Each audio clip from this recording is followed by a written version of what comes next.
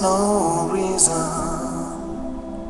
for you to lose your mind, 'cause I've seen something that's gonna change our time. If I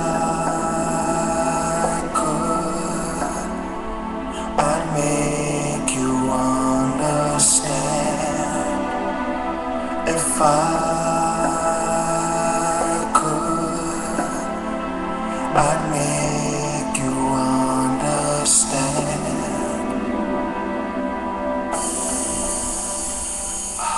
There's no hurry. Yeah. If I could, I'm trying, but I would make you understand. Once again, black women want men, okay?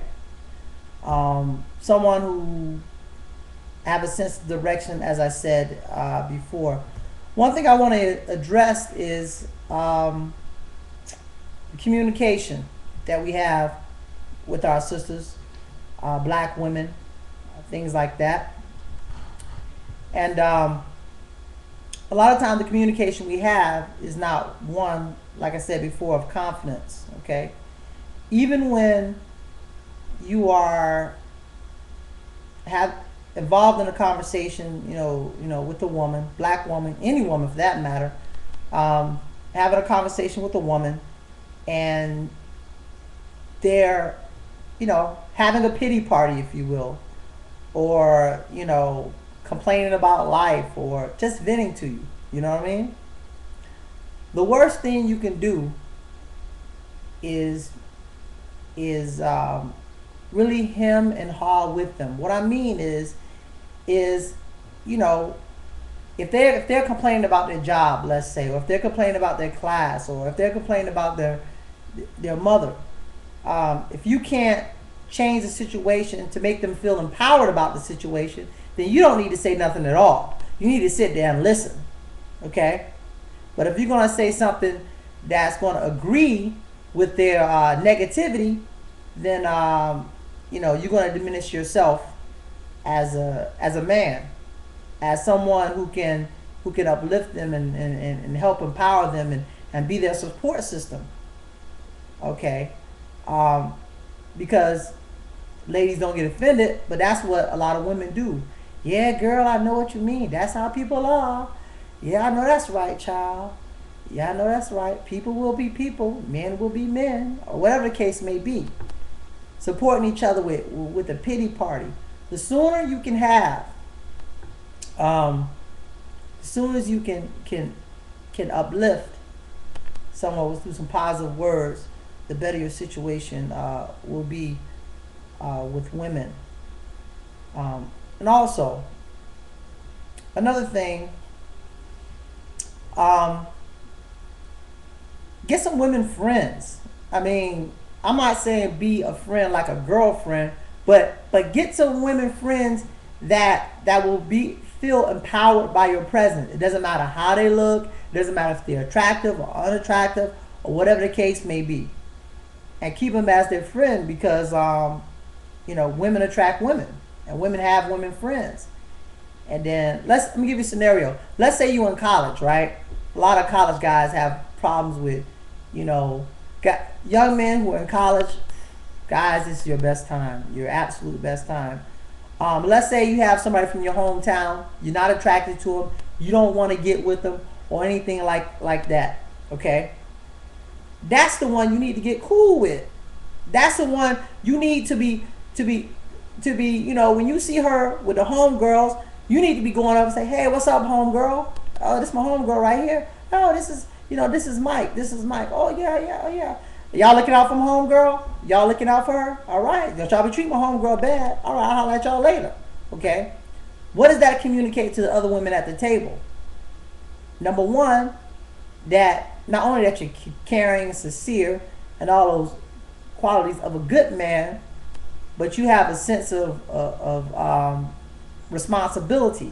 You have a sense of I got your backness. I just made up a word. I got your backness. You know what I mean?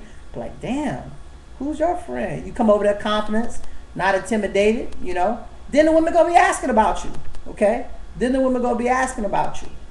But I mean, the bottom line is, like I said before, get your sense of direction, and do you, and you won't have to worry about the women. On another situation, we complain. I did when I was in my early 20s and my mid 20s. I did the same thing. But the bottom line, but I had to take a look at myself about of the women I had access to me, and I still got to do the same thing. And I mean, you got to face reality. Everybody that's interested in you is not you're not going to be interested in, and everybody you're interested in is not going to be interested in you.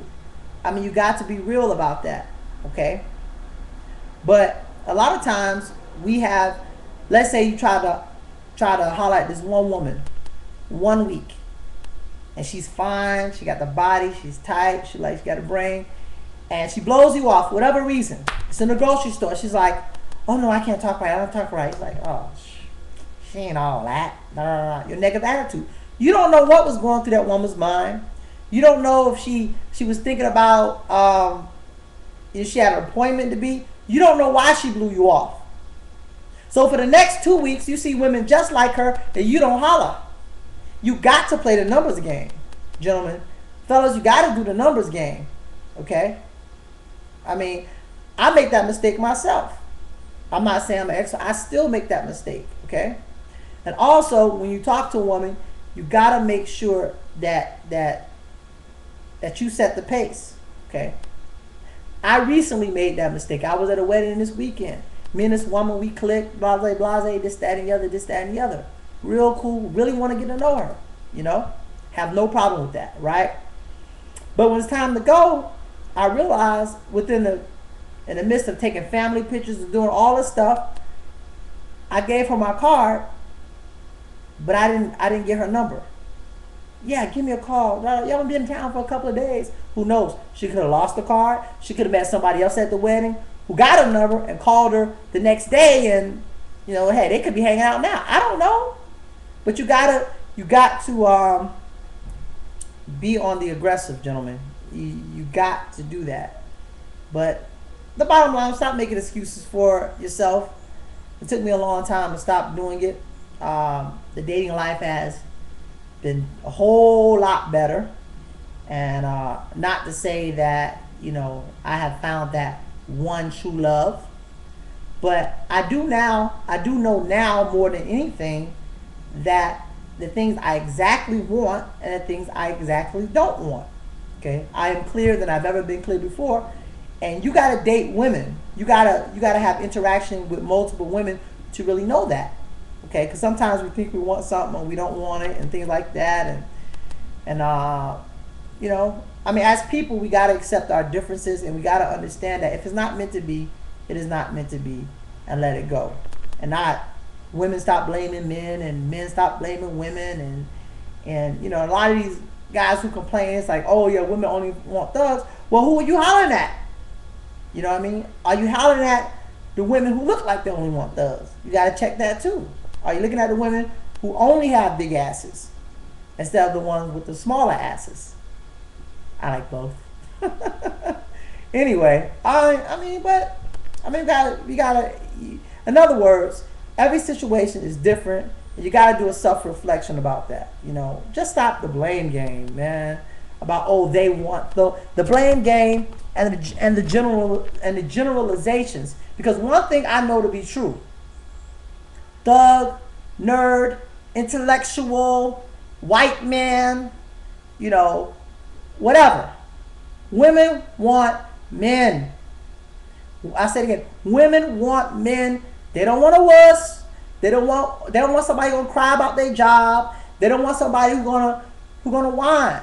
Am I saying you can't be vulnerable with a woman? No, I'm not saying that. Of course you can be vulnerable with a woman, but at least wait until she become your woman.